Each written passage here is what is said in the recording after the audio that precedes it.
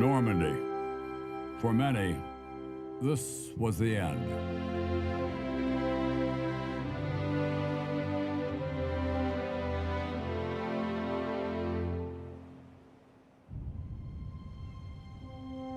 For many more, it was the beginning.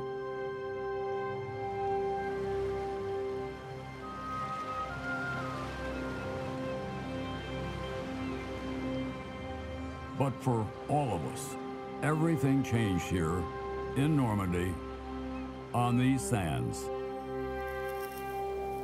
The day they all embarked to come here, they received a letter from their Supreme Commander, General Dwight D. Eisenhower. It was June 5th, 1944. Soldiers, sailors, and airmen of the Allied Expeditionary Force. You are about to embark upon the great crusade toward which we have striven these many months. The eyes of the world are upon you. The hopes and prayers of liberty-loving people everywhere march with you. In company with our brave allies and brothers in arms on other fronts, you will bring about the destruction of the German war machine, the elimination of Nazi tyranny over the oppressed peoples of Europe, and security for ourselves in a free world. Your task will not be an easy one. Your enemy is well-trained, well-equipped, and battle-hardened. He will fight savagely. But this is the year 1944.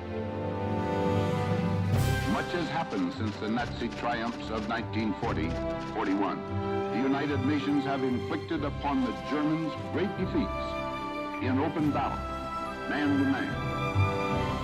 Our air offensive has seriously reduced their strength in the air and their capacity to wage war on the ground. Our home fronts have given us an overwhelming superiority in weapons and munitions of war, and placed at our disposal great reserves of trained fighting men. The tide has turned. The free men of the world are marching together to victory. I have full confidence in your courage, devotion to duty, and skill in battle. We will accept nothing less than full victory.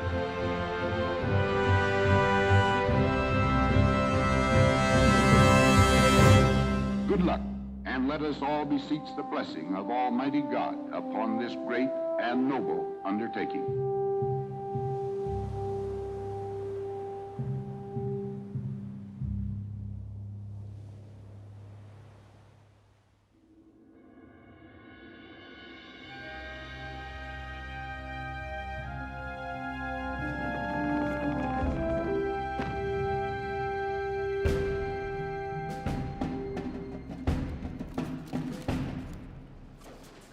Liberty Ship is the name that President Roosevelt gave to the nearly 3,000 cargo ships built in the United States from 1941 until 1945. To ensure the supplying of the Allied forces, the pace of production rose to 1 per day. Braving all the dangers of the North Atlantic, these ships transported the means to bring Europe its liberty.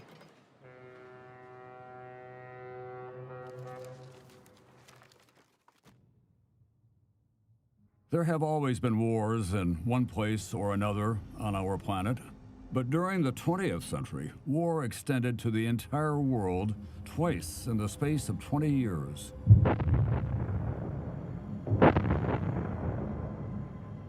Having started in Europe, it is here too that the Second World War began to come to an end. In France, and to be precise, in Normandy.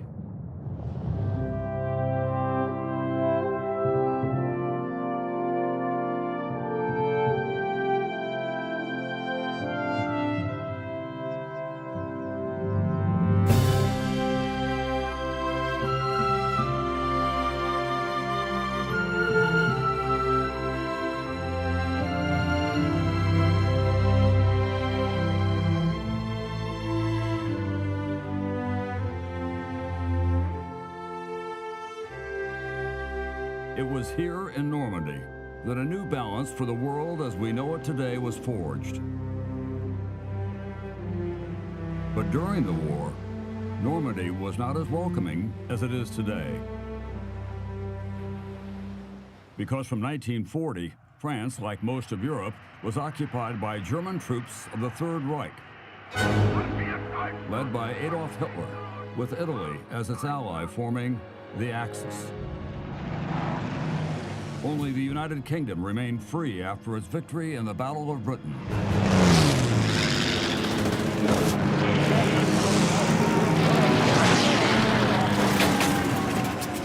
In June, Hitler broke his pact with Stalin and triggered a massive offensive against the Soviet Union, opening up an enormous battlefront in the east of Europe. In December, after Japan's surprise attack on Pearl Harbor, the United States entered the war along with the British and the Russians against the Axis forces. Despite Japan's infamy, Franklin Roosevelt agreed with Winston Churchill to liberate Europe first. Hitler knew this. To concentrate his best troops on the Eastern Front, he had to protect his western flank from a seaborne attack. In March, he ordered the building of a defensive system along 4,000 kilometers of coastline, the Atlantic Wall. By that August, construction had only got as far as the foundations when the Canadian troops attempted a first landing operation at Dieppe. August 18th, 19th, and 20th, 1942. Dear Mom and Dad, there's enough moonlight for me to continue my letter aboard our assault barge. If I should be among the casualties, Jacques will let you know what happened to me, as we've promised to do this for one another, in case one of us does not return. I love you from the bottom of my heart. Robert.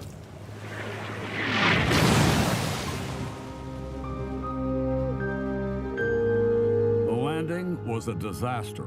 Of the 6,000 soldiers present, more than half were wounded, killed, or taken prisoner. This led Hitler to believe his own propaganda, describing the Atlantic Wall as an impenetrable barrier. The artillery batteries were the strongest elements of the Atlantic Wall. Hidden back from the shoreline, each bunker housed a cannon that could destroy a ship 20 kilometers away.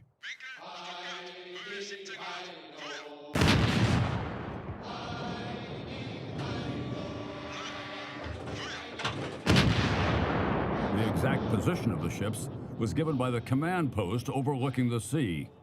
Each battery was a small fortress capable of devastating a fleet.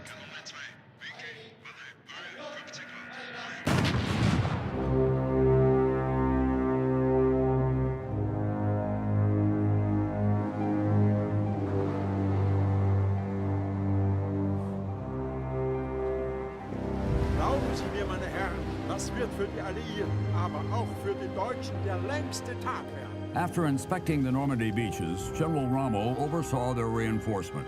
He covered them with millions of mines and all kinds of obstacles. Many were immersed at high tide to destroy landing craft and stop a naval attack at the beaches. Field Marshal von Rundstedt had 58 divisions under his command on the Western Front. 39 of these, averaging 14,000 men each, were placed under Rommel's orders. Well protected behind the wall, an army of engineers developed new weapons that could tip the war in favor of the Axis. V-1s, the first cruise missiles, and V-2s, the first rocket missiles, could be aimed at England. And once operational, the first jet aircraft would be able to surpass the fastest Allied fighters.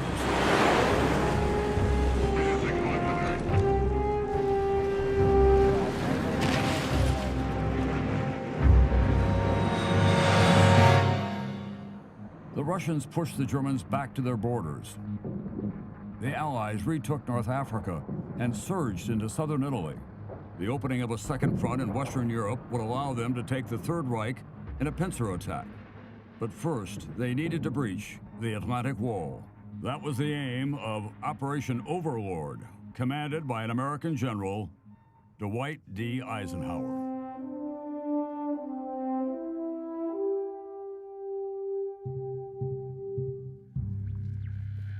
2.5-ton truck, A real all-rounder, the six-wheel drive truck was involved everywhere for all uses during the Second World War.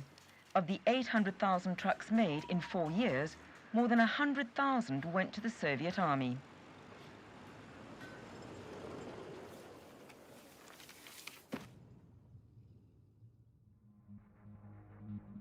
Since entering the war, the United States had developed its military effort with an enormous industrial capacity. The Allies had won the Battle of the Atlantic, and now even England's numerous ports were not enough to accommodate all of the arriving ships. For the military forces of 12 different nations, the whole of England became a gigantic training camp.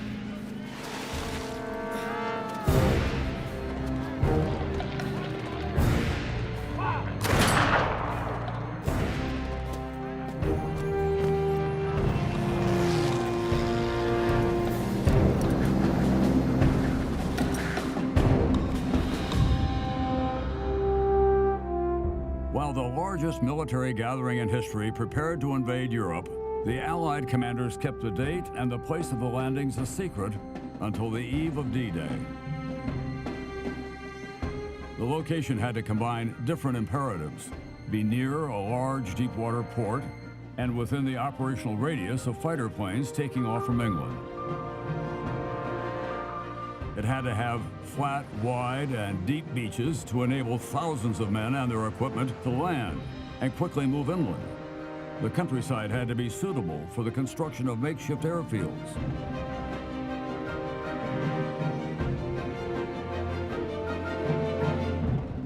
In the end, 2 French locations fit all of the criteria best: the Calais area and western Normandy. By deciphering the codes generated by the Reich's coding machine Enigma, the Allies knew that Hitler's generals were expecting a landing around Calais. This big port was on the quickest route to Germany. Thus, it was the most heavily protected section of the Atlantic Wall. So the Allied planners chose Normandy. Although further from England, it was also more lightly defended. And if the bridges over the Loire and the Seine were destroyed, it would be difficult for German reinforcements to access.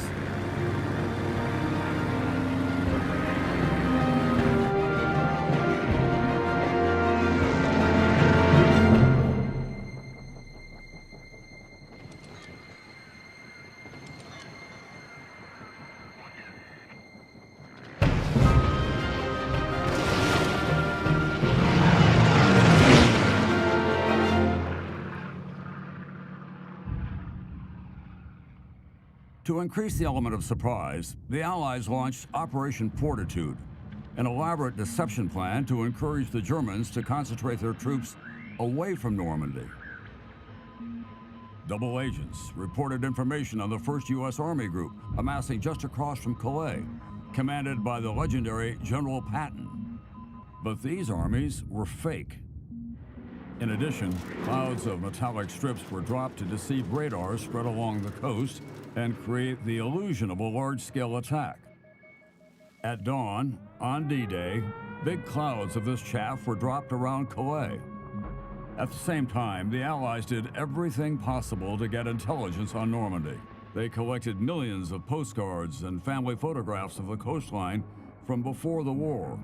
They took aerial photographs and sent in commandos to collect sand samples from the beaches.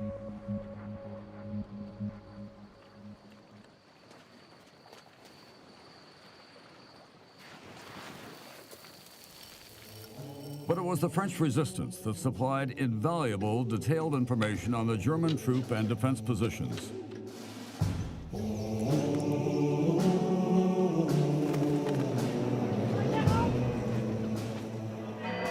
Exiled in London, General de Gaulle appealed to French men and women at home to rise up against the German occupation and form the resistance, a real shadow army. Risking their lives, they carried out orders sent from London. Every evening, in the greatest of secrecy, they listened to a special British radio program.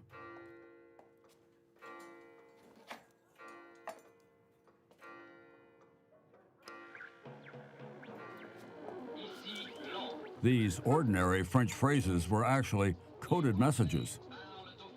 And this verse from a French poem formed the first part of the signal that Violette and her companions had been expecting for 4 years. The landing would take place in 5 days' time. Never had an invasion been as well prepared as that of Normandy. General Montgomery, who had beaten Rommel in North Africa, designed the final plan. More than 130,000 men would land on 5 code-name beaches: Utah and Omaha for the Americans, Gold and Sword for the British, and Juno for the Canadians. These beaches stretched 80 kilometers along the coast. For the Americans, objective number 1 was Cherbourg. Impossible to capture from the sea, they needed to seize this important port from the land.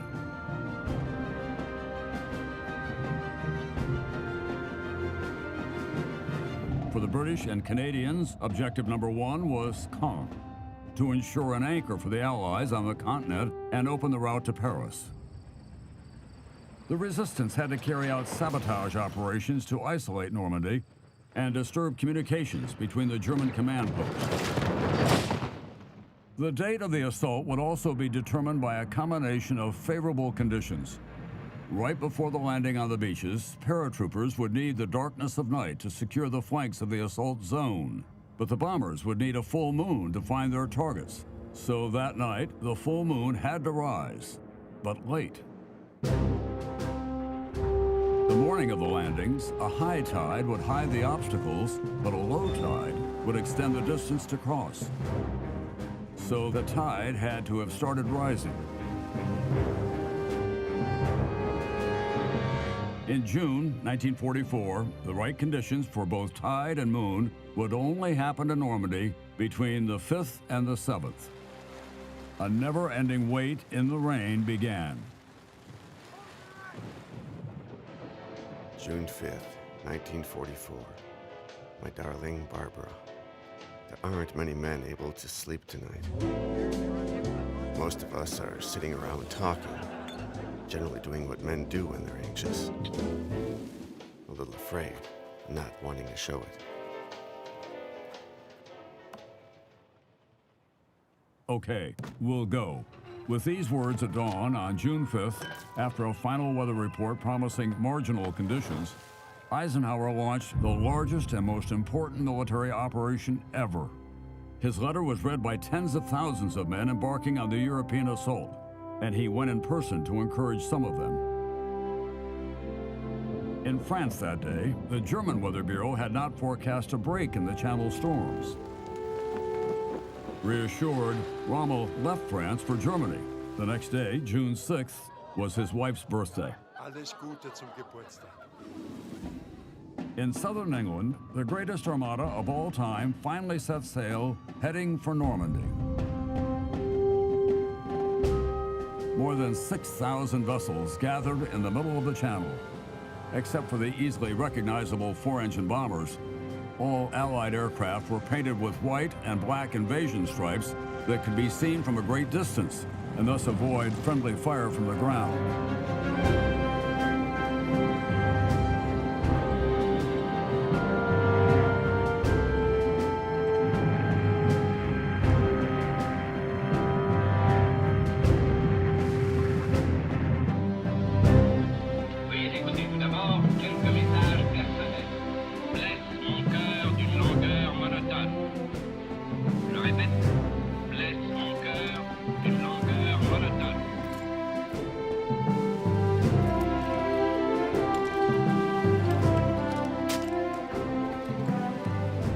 The landing would take place the next day.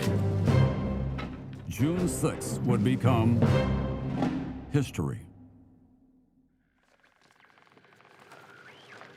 C-47 Skytrain. This military version of the DC-3 was nicknamed Dakota by the British. It was used for parachuting, glider towing, troop transport, casualty evacuation, freight and postal delivery.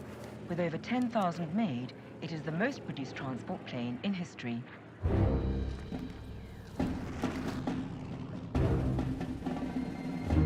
The night before the landings, the resistance carried out more than 1,000 sabotage operations to disrupt German communications and isolate Normandy.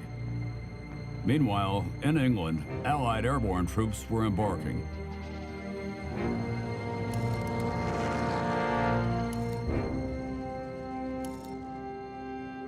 Just after midnight, 6 gliders carrying 30 men each landed between the Caen Canal and the Orne River bridges.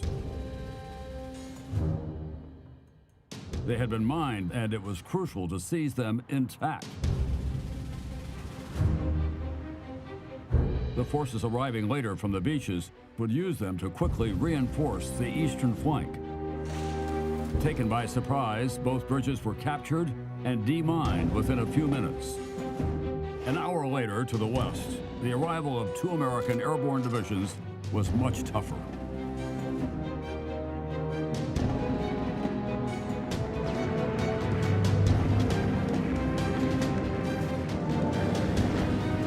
The 13,000 American paratroopers were dropped from their C-47s over a huge area behind Utah Beach, many far from their targets around Sainte-Mère-Église and Saint-Marie-du-Mont.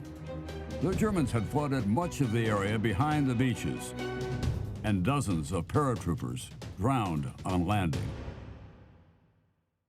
Undetected by the Germans, the Armada, led by cruisers and battleships, dropped anchor about 20 kilometers from the coast, most of them out of range of German artillery batteries.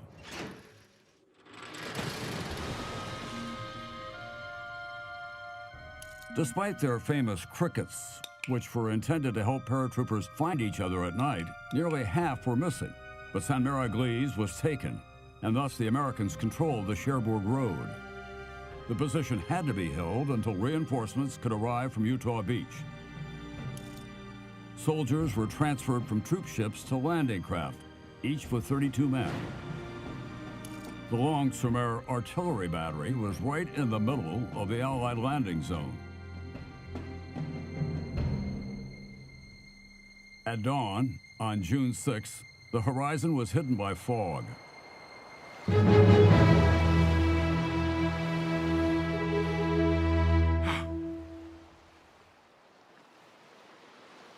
mein Gott. Die Alliierten. Sie kommen.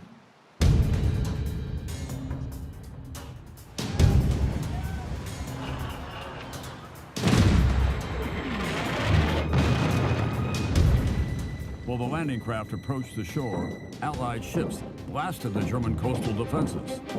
The firepower became apocalyptic when hundreds of bombers took over from the fleet. Flying along the coastline, medium-sized bombers dropped their bombs on Utah Beach fortifications, targeted strikes that destroyed most positions along the shore. At the same time, over Omaha Beach, heavy bombers attempted a frontal attack. Lack of visibility and fear of hitting their own landing craft delayed their bombing for a few seconds. So despite the bombing, the defenses of Omaha Beach remained intact. Strong currents pushed the first assault waves nearly 2 kilometers south, fortunately for them. Here, the German defenses were lighter. The follow-on convoys were directed to the same location.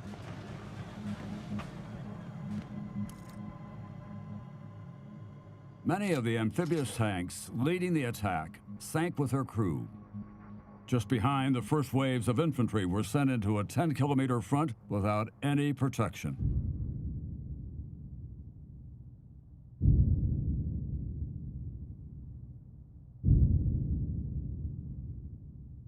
The battery at the top of Pointe du Hoc was still a threat to both Utah and Omaha beaches. After sustained bombing, 225 U.S. Rangers stormed the eastern flank of the cliff to neutralize those guns. The climb to the cliff top and the subsequent fighting were murderous. But 20 minutes after the start of the assault, the bunkers were captured.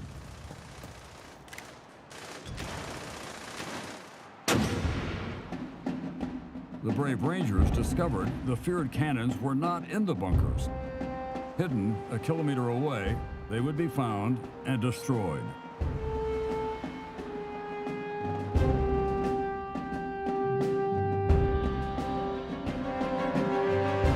In the British sector, the tide had begun to rise. At last, the assault began. June 6, 1944. Papa went to look on the beach and shouted, "English ships! The Allies are coming!" Shells whistled and burst over us. Our final hour had come. Suddenly, the shots were further apart. We went outside and Papa wanted to check on Mrs. Dumont. He returned quickly. She has a wounded Englishman. We were to nurse him. He gave me 4 sweets, and I heard my first English words. Thank you.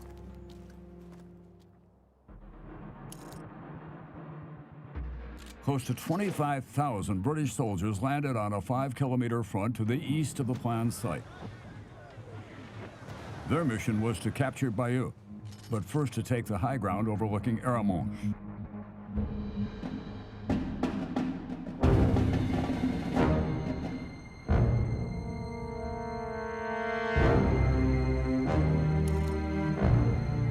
With French soldiers from Kiefer's commando leading, 29,000 men landed at the set time.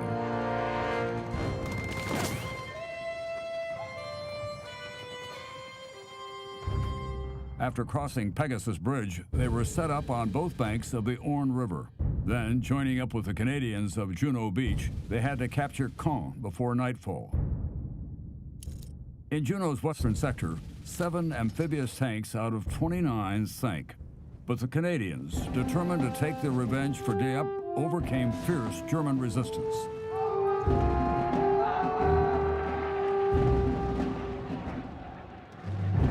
Their mission? Join up with the British from Sword Beach and capture the Caen airfield. At the German headquarters, confusion reigned. They were awaiting Hitler's orders, yet the only order he had given was not to be awakened before 9 a.m.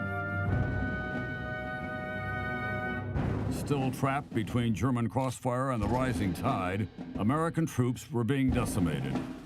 Then, 8 destroyers charged toward the beach at flank speed from the sea. They came in close to fire on the deadly cannons. The shots were spot on. Taking advantage of this unexpected support, small groups broke through the German defense lines. Aiming for the Orne River bridges, heavy bombers dropped more than 150 tons of bombs on Caen. We heard aircraft hovering above. Boom! We hid in the bathroom. I was facing my cousin, who smiled at me one last time as a second bomb fell on the house next door. Everything collapsed. Therese and I were buried under the rubble. We fell all the way through the cellar, and we had 2 floors and the attic on top of us. Therese said nothing. She was next to me, and her right arm was around my waist. I was begging to get me out of there as quickly as possible. And they brought me here, into the shelter. Now, back in France, Rommel learned that Hitler had finally agreed to release some of the reserve armored divisions. The 21st Panzer Division launched a counterattack and reached the coast, but outnumbered and surrounded, it withdrew to the north of Caen. Saint-Mère-Église was now seized. The road to Cherbourg was in the hands of the U.S. Army, and around Sainte-Marie-du-Mont, the bridgehead was firmly secured behind Utah Beach.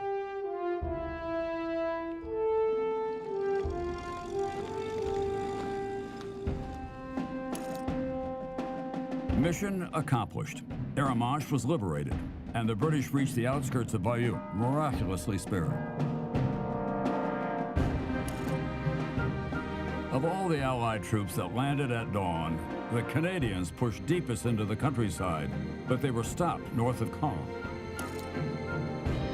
The troops landed on the beach, succeeded in joining the Airborne Division.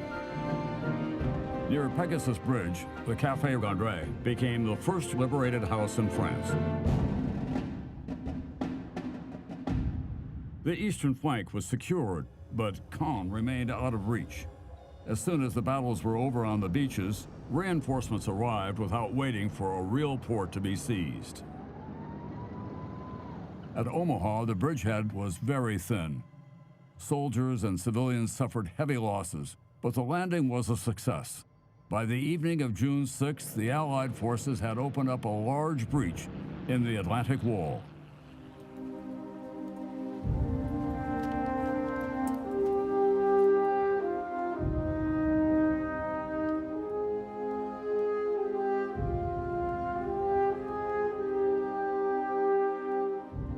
June 6, 1944. It all seemed unreal. This section was under intense fire from the pillboxes we could see on the hill. Every fifth machine gun bullet is a tracer, glowing red. They're so dense and crisscrossed, you can't believe anyone can get through it alive. I wonder if I'll ever be able to forget all this. The longest day was finally over, but in Normandy, the longest summer was just beginning. Bulldozer. This humble workhorse, neglected by history, played a vital role in the early hours of the landing, clearing obstacles and leveling the beaches. Later, it cleared roads, dug passages through hedges, plowed under the minefields, and, most importantly, created makeshift runways.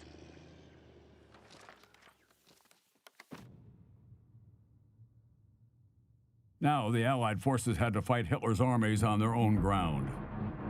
A major port was essential, but Cherbourg was not yet taken. And that's why the Allies brought two artificial ports over from England and began setting them up on June 7th, Mulberry A and Mulberry B, also known as Port Winston. The breakwaters were made of 6,000-ton concrete blocks built in England. These floating caissons were towed across the channel. Once in Normandy, their bottoms opened up to allow water in and they sank to the seabed. Having demarcated the calm water area, the floating piers were installed. The piers were built on a special sliding system that allowed them to float up and down with the tide. The harbor was large and deep enough to accommodate the biggest ships.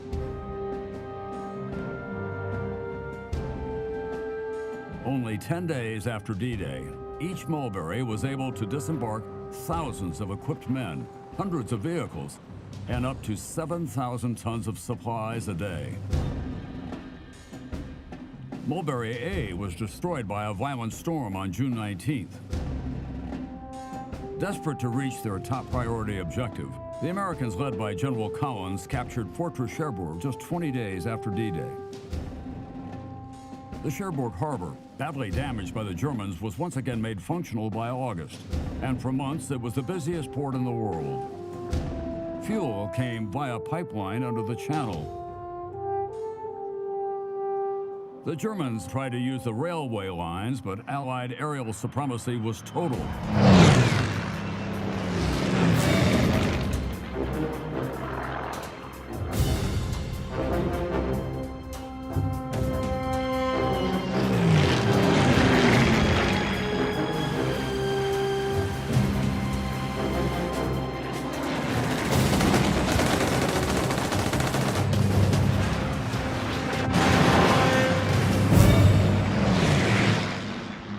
Montgomery's main objective was finally captured on July 9th, after several attempts and with considerable British and Canadian losses.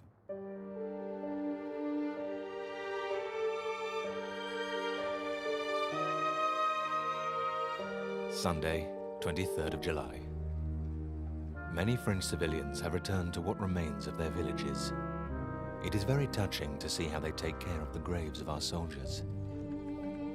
It was often impossible to bury them in the cemetery during the heat of the battle.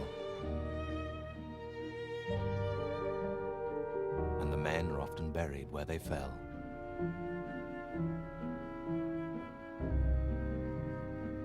When preparing Overlord, the Allied commanders had not taken into account the height and the thickness of the Normandy hedgerows. The Germans knew this terrain well and used the hedgerows to carry out ambushes and to set up stubborn defenses. The deadly Battle of the Hedgerows lasted until late July.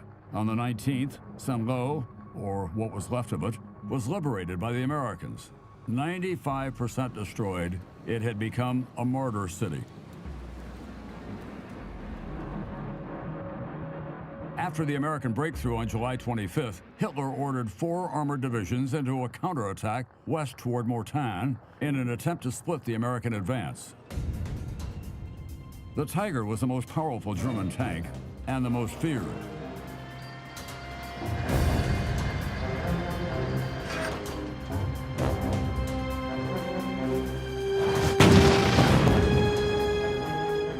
But the Allied forces had become real tank killers.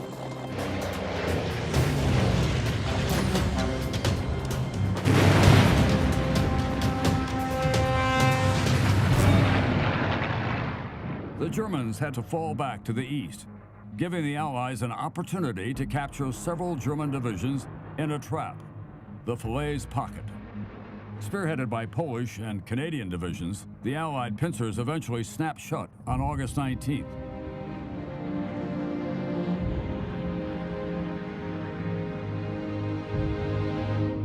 "40,000 Germans had surrendered by August 21st.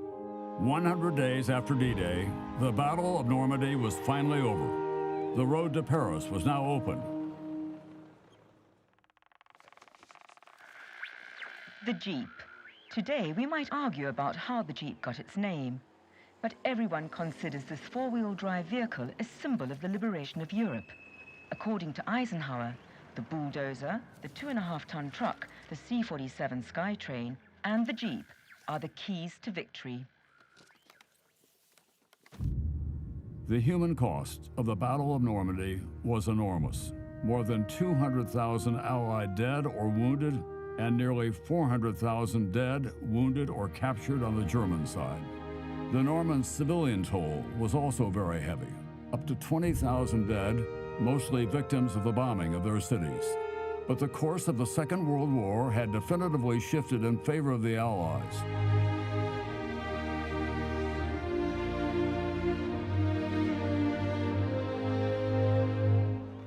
On August 25th, General Leclerc's 2nd Armored Division helped Parisian insurgents to liberate their city, and General de Gaulle, leader of a free France, could march triumphantly down the Champs-Élysées.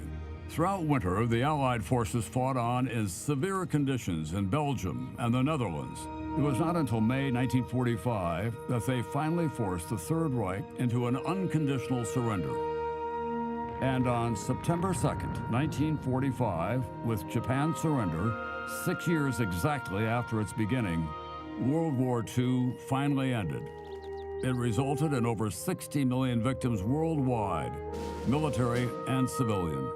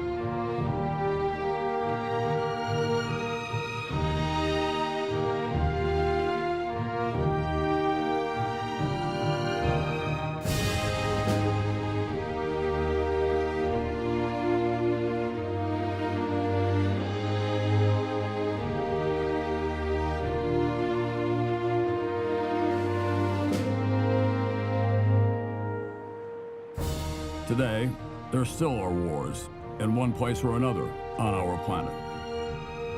But most of us live freely, in a relatively peaceful world. While the last witnesses of the Second World War are departing forever, let us not forget what millions of men and women had to suffer in order to leave us a better world.